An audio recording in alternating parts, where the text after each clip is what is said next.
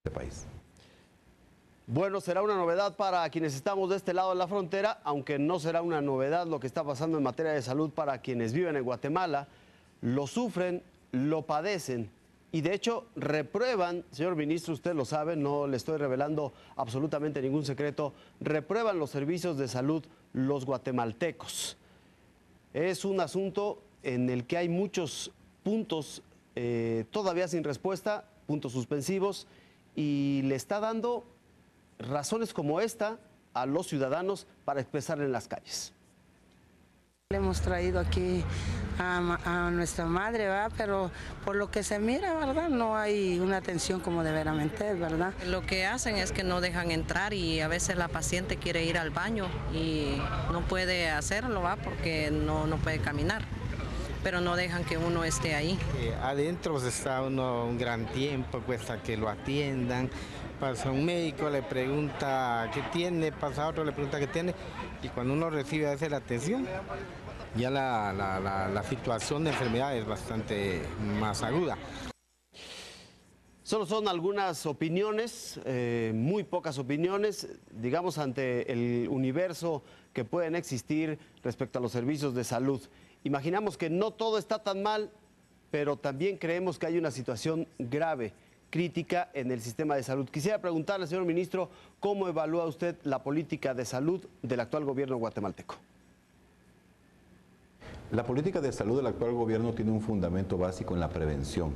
La ventana de los 1000 días forma parte del gran pacto Hambre Cero, que es la punta de lanza de este gobierno y precisamente apunta al primer nivel de atención, en donde están los puestos de salud, en donde está la mayor necesidad y donde se pueden prevenir incluso enfermedades que se convierten en enfermedades crónicas como la desnutrición, pero también enfermedades que pueden tener un impacto al extremo de que el enfermo renal crónico en ese primer nivel de atención es en donde concentra todo su esfuerzo. Así que la política se concentra ahora ahí, en el primer nivel, en la atención más cercana a la población, y la visión es la familia como el centro de toda la intervención. Y en las familias guatemaltecas hay preocupación por el desabasto.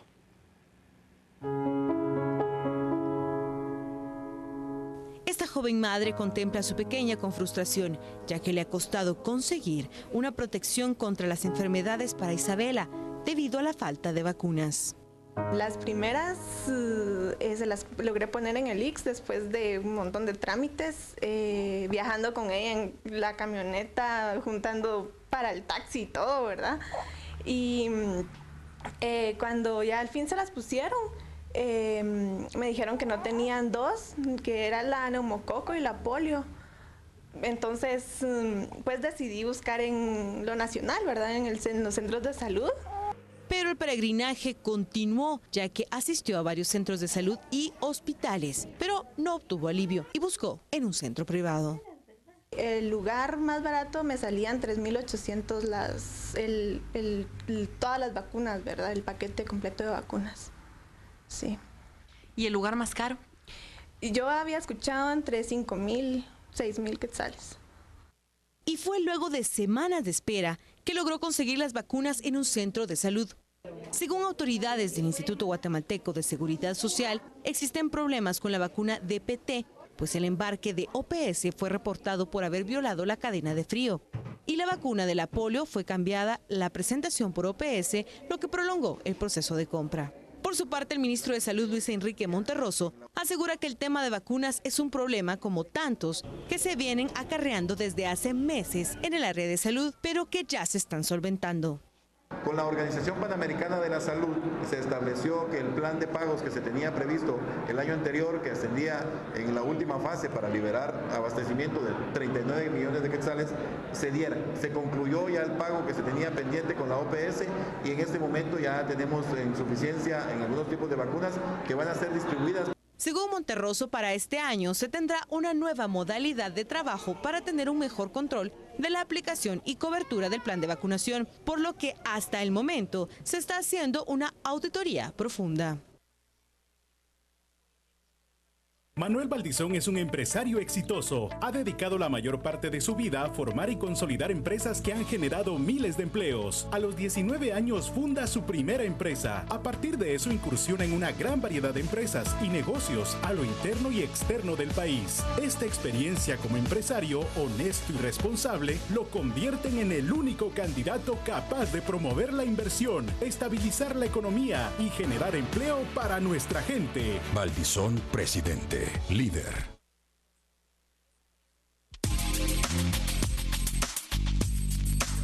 En este momento, estás a punto de presenciar el nacimiento de una nueva era en el mundo del acondicionamiento físico. El siguiente paso en la escala evolutiva de la ciencia del deporte. Hoy te presentamos el nuevo Body Crunch Evolution. Ahora tu Body Crunch Evolution se convierte en una poderosa máquina de quema calórica, ya que incorporamos una moderna bicicleta estática reclinable, cuyos pedales cuentan con la increíble tecnología Chainless Magnet, que te ofrecen 8 niveles de intensidad y resistencia magnética. Todo esto que ves en pantalla, tu Body Crunch Evolution, el contador electrónico de metas, la guía de rutinas, el extraordinario programa de 7 pasos para alcanzar tu peso ideal y el sistema de desintoxicación en 6 días, hoy puede ser tuyo a un precio espectacular y con un 30% de descuento. No esperes más y llévatelo hoy. Llama ya. En Guatemala elegimos a los mandatarios por sus grandes promesas y descubrimos quiénes son demasiado tarde. Hace 4 años elegimos candidatos que prometían ser duros con la delincuencia y no cumplieron. Ahora hay muchos candidatos con todo tipo de promesas. ¡Qué ridículo! Cuidado con los títulos dudosos, financiamientos cuestionables y negocios corruptos. Soy Juan Gutiérrez. Esta vez los guatemaltecos no votaremos por candidatos corruptos. Esta vez no. Cruzada contra corrupción. Vota Juan. Vota PAN.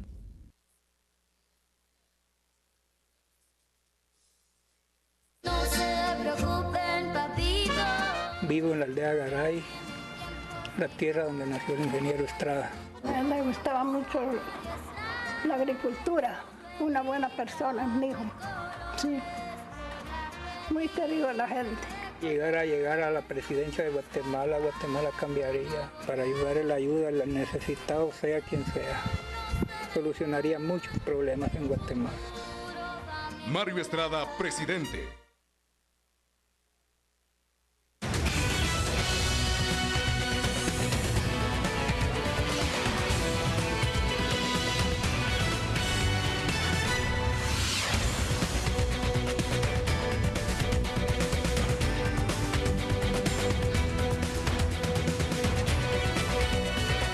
Ministro Monterroso, ya lo veíamos a usted hablar de números, particularmente para combatir el desabasto de esta vacuna. Y entenderá usted que cuando uno habla de salud, habla de una cuestión elemental para la condición humana. Sin eso, simple y sencillamente, no hay nada. Por eso le pregunto, ¿los problemas de la administración de los sistemas de salud en Guatemala son estrictamente derivados de la falta de recursos? La pregunta es muy importante porque por muchos años se pensó que únicamente era el recurso financiero el que fomentaba la mejora en el abastecimiento y la evidencia más cercana nos muestra que no, que depende mucho de la capacidad logística que tengan, que depende mucho de la capacidad en el manejo gerencial y administrativo que cada director infunde en su equipo humano. Es como una pequeña empresa que amerita medición de costos, que amerita costo-efectividad y las intervenciones bien calculadas para que un insumo se compre con el dinero que sea el adecuado, porque no se puede comprar un medicamento a una cantidad irracional. En consecuencia, si tenemos que contestar, es lo financiero fundamentalmente puede mejorar las condiciones de abastecimiento en los hospitales y la atención, pero la mística, la gerencia y la capacidad que tenga el director del hospital va a fomentar una velocidad muy importante. De hecho, tenemos un comparativo entre 2 hospitales que tienen la misma cantidad de camas sensables, el Hospital Roosevelt y el San Juan de Dios acá en Guatemala, y la cantidad financiera que se le da a cada uno es la misma, la cantidad de atención en camas es la misma, pero cuando vemos el nivel de abastecimiento que tiene uno y el otro, hay una distancia de hasta 25 y 30 puntos porcentuales en medicamentos, en médico-quirúrgicos y en insumos básicos. Y cuando vemos la cantidad de cirugías que fueron practicadas en el hospital que mejor administró, 17,000 cirugías más que en el hospital que no administró y que tiene un caos interno.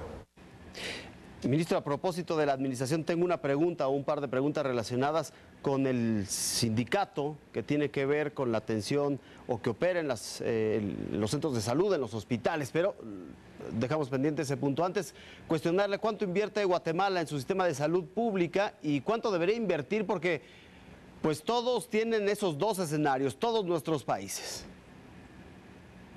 Jaime, en este caso Guatemala para el año actual está invirtiendo 5.600 millones de quetzales y realmente hemos hecho cálculos en específico que para que un sistema de salud pueda funcionar de una manera adecuada por lo menos tendría que tener, para salir exactamente con el dinero bien invertido, eso sí, con mucha cautela y mucha disciplina, aproximadamente con 7.500, 8.000 millones de quetzales el sistema de salud podría encontrar cierta estabilidad. Pero recuerden lo que dije, bien gerenciado cada quetzal, bien gerenciado cada insumo que se abastece y bien gerenciada la administración y el control que se debe tener. Más o menos 2.000 millones de quetzales más. Vamos a poner otro botón de muestra del sistema de salud guatemalteco. El centro de salud en el municipio de Santa Lucía, Cotzumalguapa, continúa con inconvenientes. Desde hace 3 semanas, los sindicalistas decidieron no atender, ello como medida de presión para que 10 trabajadores sean reinstalados y les paguen sus viáticos. Pero al parecer, ese no es el único problema. El área de emergencia no ha dejado de atender, sin embargo, existe falta de insumos. Es una emergencia, si hay alguna emergencia, sí tenemos los insumos para atender. No estamos 100%, ¿verdad? Pero sí se tiene lo básico que se utiliza para atender a una paciente que en su momento necesita una atención rápida, ¿verdad? Incluso en ocasiones se han visto en la necesidad de prestar a otros centros de salud o bien solicitar a los pacientes que sean ellos mismos quienes lleven sus medicamentos. Ocasionalmente sí se ha tenido que prestar o decirle a los pacientes que traigan algún insumo que no hay aquí. Cuestiones como angiocats, por ejemplo, pero regularmente tenemos, angiocat es una aguja para poner en la vena, ¿verdad? Pero regularmente sí hemos contado con esos insumos. El médico de turno indicó que la atención médica regresará a la normalidad en las próximas semanas, cuando los salubristas arreglen su situación. Con información de José Carlos Vega, Azteca Noticias. Entonces, ministro, estamos hablando de dos problemas que tienen un punto de conexión y son precisamente algunos hospitales, algunos centros de salud como el que veíamos, que están operando con lo mínimo indispensable para atender una emergencia, por un lado, y por el otro, conflictos en el sindicato. En este caso, habían parado los sindicalistas, no se habían dejado de atender las emergencias, pero ¿de qué sirve si no están los médicos, los enfermeros, todo el personal sindicalizado trabajando a favor de la salud de las personas? ¿Qué peso tiene el sindicato dentro de las deficiencias del sector salud en Guatemala, ministro? El sector sindicalista se puede convertir en un trampolín, en una catapulta, o se puede convertir en la tumba del sistema de salud. La capacidad organizativa que tiene es muy importante y por consecuencia lo bueno que puede hacer el sistema de salud pende del elemento humano, del talento humano, y eso es vital. El sindicato ya tiene una capacidad organizativa, tiene poder, porque realmente lo ha demostrado, y precisamente a partir de ese poder es el eje sobre el que puede fundarse un nuevo sistema de salud, pero es a partir de la decisión de los dirigentes que tienen que hacer saber a cada sindicalizado que tiene que trabajar por el paciente, tienen que hacer saber a cada sindicalizado que no van a proteger desmanes, que no van a proteger robos, que no van a proteger una situación inadecuada. Y es fundamental que haya un enlace y un encuentro total entre una figura sindicalista que no debe convertirse en un paralelo al sistema de salud, sino que debe de estar entrelazada, fomentando que la razón de todo sea el paciente. Por él nos debemos, el paciente y la prevención en las áreas comunitarias. Esa es la razón de un sistema de salud. ¿Habría que reformar el contrato o el pacto colectivo de los trabajadores del sector salud? El pacto colectivo de condiciones de trabajo, Jaime, efectivamente tiene que sufrir reformas significativas. Hay áreas en donde no se hizo el cotejo financiero, es decir, se estableció un pacto colectivo sin hacer la previsión de montos que le podrían dar una factibilidad financiera. ¿Y eso en qué va a influir? En que paulatinamente el pacto se vaya convirtiendo en una carga pesada para el sistema de salud. Ese pacto está en vísperas de que pueda ser renovado, que pueda tener ciertas reformas, y es fundamental que se haga con mucha conciencia, pero ya no únicamente desde una perspectiva de reivindicación, porque si solamente nos vamos a la aspiracional, el sistema de salud va a sufrir un colapso. Es fundamental que el pacto, a la par de que se haga esa reivindicación laboral, a la par de que se haga esa reivindicación salarial, tenga también la realidad financiera que puede entonces tener un engarce y que puede hacer funcionar un sistema. Si se hace como se hizo el anterior pacto que está en vigencia en este momento, únicamente con visiones de lucha y pugna, pero no se tomó en cuenta la razón financiera, si se vuelve a hacer de esa manera, muy probablemente acelere un proceso de degradación ministerial y el sistema de salud mismo tenga una tendencia. Y si lo hacía, podía verse en problemas e incluso estar en riesgo de perder su puesto o aún peor, su trabajo. Con información de José Carlos Vega, Azteca Noticias. Ministro, de entre los compromisos de campaña no cumplidos, ¿qué tan grave es el de la salud? El aspecto de salud es fundamental que tome auge, no solamente en esta administración, sino en todas las administraciones venideras, porque ya no estamos hablando exclusivamente de salud, sino que estamos hablando de gobernabilidad. No es lo mismo invertir en un ministerio, otro ministerio, que invertir en la salud de los guatemaltecos, porque podemos dejar algún ministerio sin recursos por una semana, por un mes, que el impacto que tendría en la sociedad sería mínimo en comparación con dejar el Ministerio de Salud Pública una semana o un mes sin recursos. Eso sería caótico, sería fomentar el descontrol total, y en consecuencia el sistema de salud de este país y del resto de países debe ser considerado como un factor de gobernabilidad. Es fundamental que se tome en consideración qué presupuesto se le asigna, pero que también hayan sectores que observen externa e internamente la calidad en el gasto. Es fundamental que el talento humano esté motivado, y eso implica que esté pagado a tiempo, y eso implica que tenga insumos a disposición, porque en muchos casos hay heroísmo en médicos y enfermeras, pero lo que sucede es que el recurso tiene que estar en el momento preciso, y eso implica que la gestión del encargado de compras, del gerente financiero, apunte a atender la necesidad del médico y la enfermera. Ministro, dice usted que si no hay reformas, habría pronto un colapso en el sistema de salud de Guatemala. Hay quienes ese colapso lo ven ya ahora. En lo que me parece que coinciden las dos versiones es que el sistema de salud parece un paciente en terapia intensiva. ¿Qué reformas habría que impulsar de inmediato para que ese paciente en terapia intensiva pueda pasar, digamos, a terapia intermedia? Jaime, el primer aspecto que a mi criterio debe considerarse es el factor logístico y de entrega de insumos. A la responsabilidad que nos compete a nosotros vamos a dejar un padrón, vamos a dejar, si quieren ustedes, un plan maestro de abastecimiento de insumos para los próximos 10 años. Lo elaboramos conjuntamente con la comunidad internacional. ¿Y qué busca esto? Que se establezca un listado de medicamentos que debe de ser respetado, que tenga cierta epidemiología, es decir, que se necesiten insumos que médicamente se requieren en las áreas, porque detectamos en muchos casos que los medicamentos que se compran no son los medicamentos que los centros asistenciales necesitan, paradójicamente. ¿Qué necesitamos? El empate. Que ahora, de aquí en lo venidero, se compre el medicamento al precio justo, en el momento adecuado, que se requiere para la necesidad médica que se tiene. Antes no se hacía así. Estamos proponiendo una reforma interna muy intensa del sistema de salud para que ordene eso, abastecimiento y logística. Por supuesto, el factor financiero tiene que incrementarse, pero si el abastecimiento y logística no tiene claridad de llegada, le metamos la cantidad de dinero que le metamos, siempre va a haber una salida.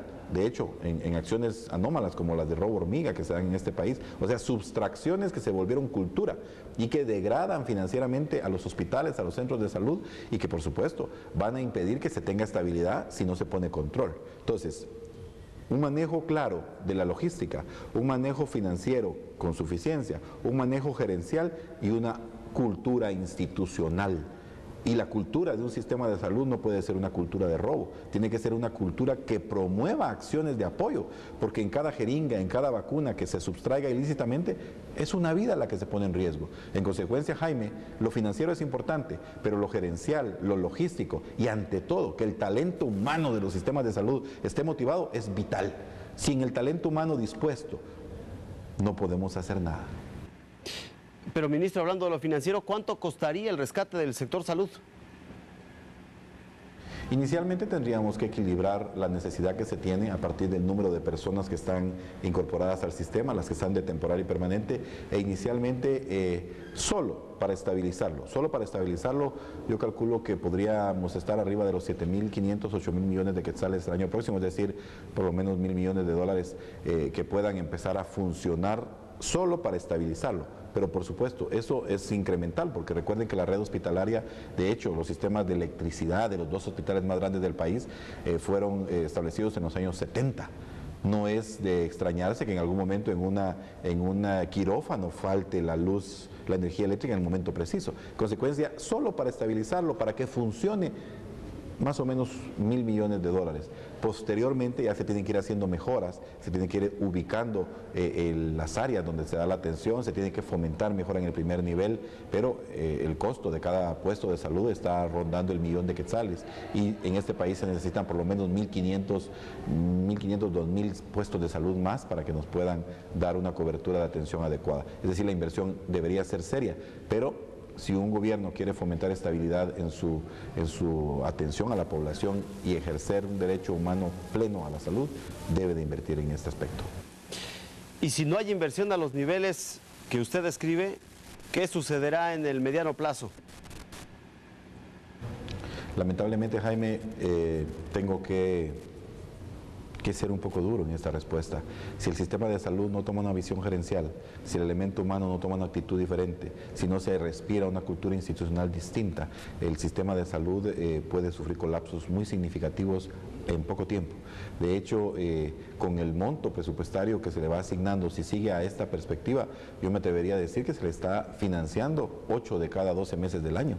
Es decir, un sistema de salud que únicamente tiene financiamiento para operar en un 60-66%, difícilmente puede tener una buena prestación de servicios.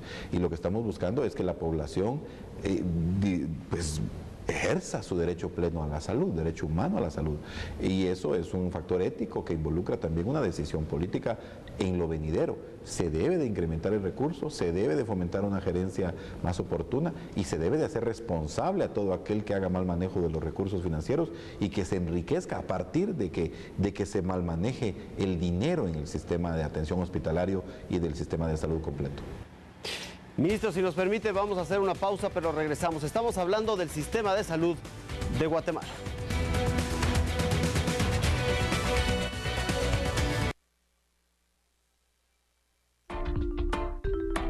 Los jóvenes de hoy tenemos necesidades, lo que esperamos son muchas oportunidades. Necesitamos más, no más de lo mismo, sino que continuar lo que era distinto. Hay que impulsar a los emprendedores, jóvenes, patojos, chavos y también mayores. Mejores, necesitamos que mejores. ¿Cómo? Si no veo los motores. La oportunidad es con Sandra, oportunidades para todos alcanza. La oportunidad para los patojos, la oportunidad está con nosotros. Hay que incentivar a las empresas que contraten patojos para que no manden remesas, chambeando aquí en su tierra para salir de la pobreza. Así es como su familia progresa. La oportunidad es con Sandra, oportunidades para todos alcanza. La oportunidad para los patojos, la oportunidad está con nosotros. La oportunidad es con Sandra, oportunidades para todos alcanza. Sandra Presidenta. El reporte de la CICIG habla de la realidad de la Guatemala de hoy. Dice que el Partido Rojo y su vicepresidente recibieron fondos del narcotráfico. Dice que el Partido Verde tomó dinero de criminales y corruptos. Yo sé cómo construir una nueva Guatemala. He creado miles de empleos. La pequeña empresa es la clave. Con microcréditos y capacitación serán exitosas. Y recuerden, Gutiérrez es empleo. Vota Juan, vota PAN. Manuel Valdizón es un empresario exitoso. Ha dedicado la mayor parte de su vida a formar y consolidar empresas que han generado miles de empleos. A los 19 años funda su primera empresa. A partir de eso incursiona en una gran variedad de empresas y negocios a lo interno y externo del país. Esta experiencia como empresario honesto y responsable lo convierten en el único candidato capaz de promover la inversión, estabilizar la economía y generar empleo para nuestra gente. Valdizón, presidente, líder.